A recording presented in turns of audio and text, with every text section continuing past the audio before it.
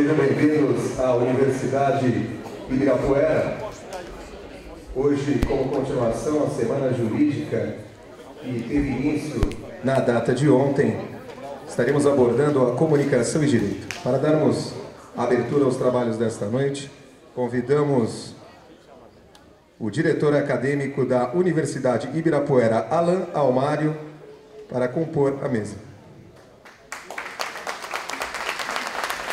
Convidamos também para compor a mesa a coordenadora do curso de Direito, Maria da Penha Meireles Almeida Costa.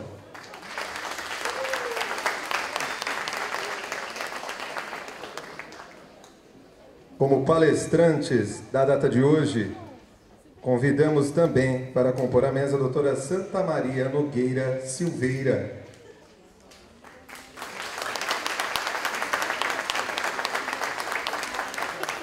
Inicialmente, eu gostaria de agradecer o convite do professor Alan Almário, diretor acadêmico aqui da universidade. Agradecer também a coordenadora do curso de Direito, a professora Maria da Penha Meireles Almeida, a Camila Soares, minha colega, aqui também, que cuida da questão da comunicação aqui da Universidade Ibirapuera. E agradecer o convite do professor Leopoldo Luiz Lima Oliveira, que também integra a subseção da OAB do Tatuapé. Bom, inicialmente, queria dar uma boa noite a todos os senhores. Eu queria um boa noite mais acalorado, um boa noite comunicativo. Boa noite. Muito bem, gostei desse boa noite. Então, do que viemos falar aqui hoje? Hoje a gente quer falar sobre essa interface entre o direito e a comunicação. Como todos nós sabemos, hoje nós somos uma sociedade informacional, né? Isso quer dizer o quê? Quer dizer que nós somos uma sociedade em rede atualmente, né? Quem de vocês aqui tem acesso à internet hoje? Todo mundo. Quem está na rede social? Quem tem o Facebook hoje? Olha só. Quem tem um Twitter? Então, olha quantas pessoas estão plugadas e se comunicando. Então, o que a gente tem hoje? A gente sabe que a mídia hoje está abrindo um novo campo, está se expandindo. Então, a gente tem aquela mídia tradicional, que a gente conhece como a mídia impressa, que são os jornalões, as revistas, que a gente vê final de semana, ou aquela segmentação de revistas que a gente vê na banca, revista que fala de personalidades, de esporte, de unha de cabelo, de qualquer coisa que a gente possa imaginar, tamanha segmentação. Depois a gente tem a TV, que é uma mídia clássica, ainda muito importante. A gente tem as rádios, né, que ganharam uma sobrevida com a internet. E a gente tem a nova mídia. Então, essa nova mídia é a mídia que está em rede, é a mídia que começa na base tecnológica, que é a mídia que está na internet e que nos faz comunicarmos de uma forma diferenciada. Então, quer dizer, o que está abrindo hoje para nós, né? Inclusive para os advogados, né? É um novo mundo, é um mundo de comunicação como jamais teve. Então, antigamente, a gente precisava do quê? Do jornalista para ser o mediador social. O que faz o jornalista? O jornalista, ele traduz o mundo para nós, né? Porque seria impossível a gente entender o mundo, o nosso país, a nossa sociedade, se não fosse o jornalista. Ele é, na verdade, como se fosse assim um gatekeeper. Ele seleciona, ele faz uma seleção desse mundo imenso e fragmenta. E depois que ele fragmenta, ele recompõe esse mundo para que a gente possa entender o mundo. Então, ele faz uma leitura do mundo para que a gente possa entendê-lo. Então, o que acontece com as redes sociais, com a informática? A gente não precisa mais do mediador, a gente pode fazer essa comunicação imediata. Eu posso ser o jornalista, eu posso passar a informação. E essa informação, quem que passa? Quem constrói essa informação que vai ser comunicada? Somos nós, enquanto sociedade. Então, é um pouco disso que eu quero falar hoje. O tema que eu coloco aqui para vocês é um tema novo. É um tema para a gente fazer uma reflexão. É um tema que chama-se judicialização da mídia. Então, eu vou tentar explicar o que é esse conceito e a gente vai trocando algumas ideias aí para ver se eu estou no caminho certo. Então, na verdade, eu vou fazer uma propositura. É uma observação, uma tendência que eu tenho visto da mídia, que ela está entrando no campo de vocês, né? Então, quer dizer, depois de 14 anos na assessoria de imprensa da OAB, eu pude maturar um pouco essa tendência. E os senhores, num curso de graduação de Direito, também vão poder perceber o quanto a mídia está interessada nesse mundo jurídico, ok? Então, eu vou passar aqui algumas planilhas para a gente começar a conversar em cima dela. Então, vamos falar aqui do nosso território executivo. Então, eu tenho aqui o governador Geraldo Alckmin. Ele é um governo autônomo? Ele consegue fazer um governo autônomo? Por que não? O senhor, por exemplo. Temos aqui alguém que diz que não. Mas o fato dele ter maioria na Assembleia não dá a ele uma certa autonomia de voo? Ajuda bastante, né? Porque aquela história, se o governo, por exemplo, tem contra si o legislativo, ele não tem maioria na Casa Legislativa, no Parlamento, ele vai ter um enfrentamento. E isso vai prejudicar a questão dele poder conseguir passar os projetos que ele tem em mente, né?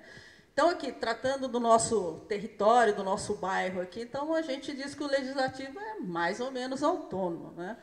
O executivo, desculpe. E o legislativo, ele é autônomo? A equação que eu coloquei, também não. Quem falou também não? No legislativo, aquilo que interessa a ele. Então, de uma certa maneira, os partidos sofrem uma espécie de cabresto, né? E o judiciário é um poder autônomo? Deveria ser. E por que ele não é? Então, mas me dá eu preciso de um argumento. A gente sabe que não é. Na prática, a gente sabe que não é. Como? Então, aqui tem uma tese. A gente já está ampliando aqui. Então, você citou o Supremo, que não... Por exemplo, como é que é feita a escolha dos ministros do Supremo? Indicação do presidente. Né? E é por óbvio que o presidente vai indicar quadros que lhe seja interessante, né? Voltando aqui ao Judiciário do Estado, porque ele não tem essa autonomia que diz que todas as verbas das custas judiciais devem... É importante o acesso da população à justiça? Fundamental, senhor. Que eu estou falando aqui do Judiciário enquanto poder neutro, ela é muito relativa. Então, de problemas e problemas de autoritarismo, né?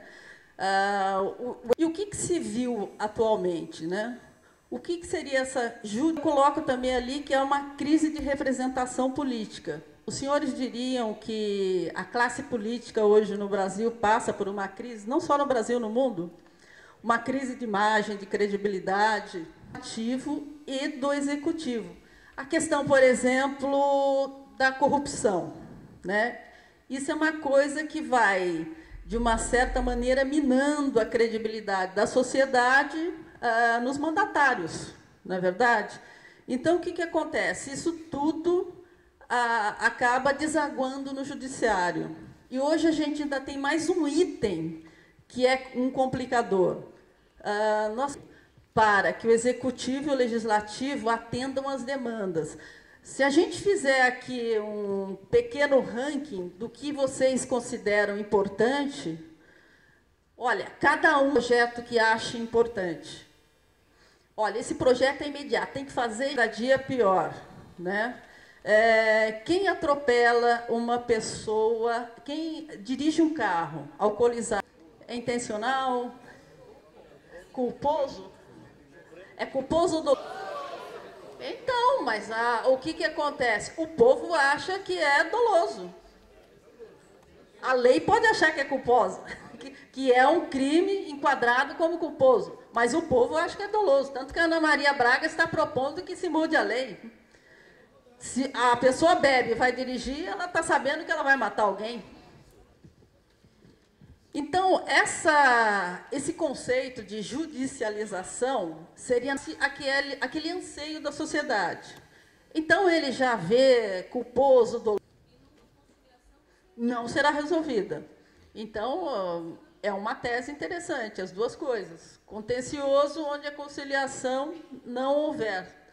Porque o que a gente está tendo de problema, né? O contencioso são anos e anos de tramitação na justiça. O que as pessoas... A conciliação, ela atende mais e atende rápido. Quando a gente vai para a justiça, o que a gente quer? O OAB, CNBB, ABI, e essa a se costurar, né?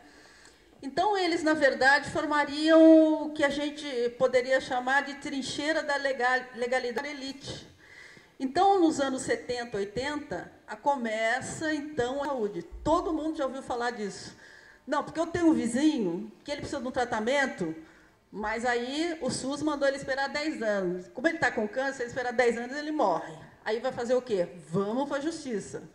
Ah, não, porque eu tenho um primo que ele precisa de um remédio que é caríssimo, mas ele não tem dinheiro para pagar. O que a gente faz? Vamos para a justiça. Então, eu preciso que um parente meu faça um exame. Eu não tenho dinheiro, não tenho recurso. O que a gente faz? Eu vou para a justiça, porque lá na judicialização. E aí, o que é a resposta disso? O executivo chia, o legislativo chia, porque o judiciário está avançando sobre esses dois poderes, está ocupando espaços desses dois poderes. Então, o dinheiro que o executivo deixou para que sejam implantadas determinadas políticas públicas de saúde, por exemplo, eu vou construir 4 hospitais. Não, eu não vou construir 4 hospitais, porque eu já tenho que atender tratamento X, procedimento diagnóstico Y, que a justiça mandou pagar. Então, olha só o conflito que se cria a partir disso. Então, o que acontecia também com a mídia? Então, o que a gente está vendo? A gente está vendo que o foco das coisas está acontecendo dentro do judiciário. Então, o fato dos acontecimentos mais importantes para a sociedade estarem migrando para o judiciário, também isso vai atrair a atenção da mídia. Então, o que eu tinha antes da democratização do país, antes do Estado Democrático de Direito? Eu tinha uma mídia focada e concentrada no Congresso Nacional, porque era lá que tudo acontecia, né? Não é verdade?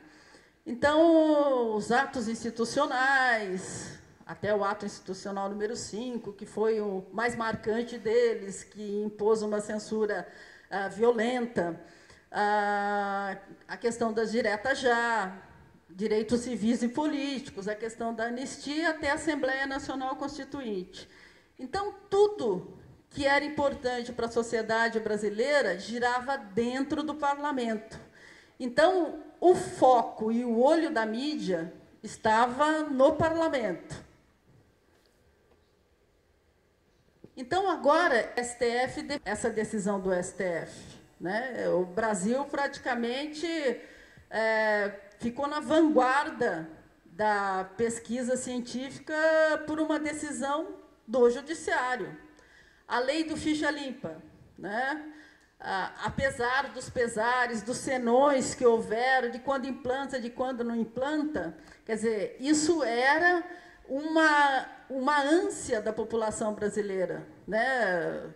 Aquela história do candidato que não podia, tinha 50 mil condenações e podia, mesmo assim, ser candidato, ser eleito e ser proclamado, né? Quem são os operadores do direito? Quem faz a justiça no Brasil? Os juízes, os advogados, os promotores, os defensores, não é verdade? Então, vamos ficar um pouco assim naquela questão básica, né? Então, o que é notícia? Então, tem leis que vão mudar os padrões da sociedade brasileira, né? Outra coisa, a proximidade. Então, são leis que interessam. A questão, por exemplo, dos juízes. Vocês devem conhecer aquela máxima que juiz não dá entrevista, ele fala nos autos. Falava. Hoje em dia tem até juiz que tem assessor de imprensa. Então, até o juiz sabe, as entidades dos juízes sabem, que se eles não ocuparem espaço na mídia, se eles não se comunicarem, né, e eles poderiam fornecer as informações, né? Hoje em dia, quem faz esse papel? É o Ministério Público, porque todos os casos de denúncia, de corrupção, malversação, passa pelo Ministério Público. E o advogado? Por que o advogado, nesse mundo de judicialização da mídia, ele é uma fonte importantíssima? Por que os senhores serão uma fonte importantíssima? Eu coloco algumas teorias ali. Primeiro, porque os senhores são índios também, que o juiz teria, que o promotor teria, né? Então, ele é uma fonte importante.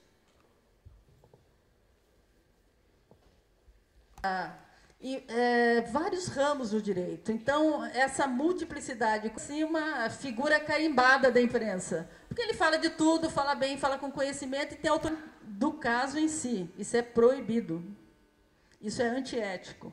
Mas ele pode falar em sentido genérico, tá?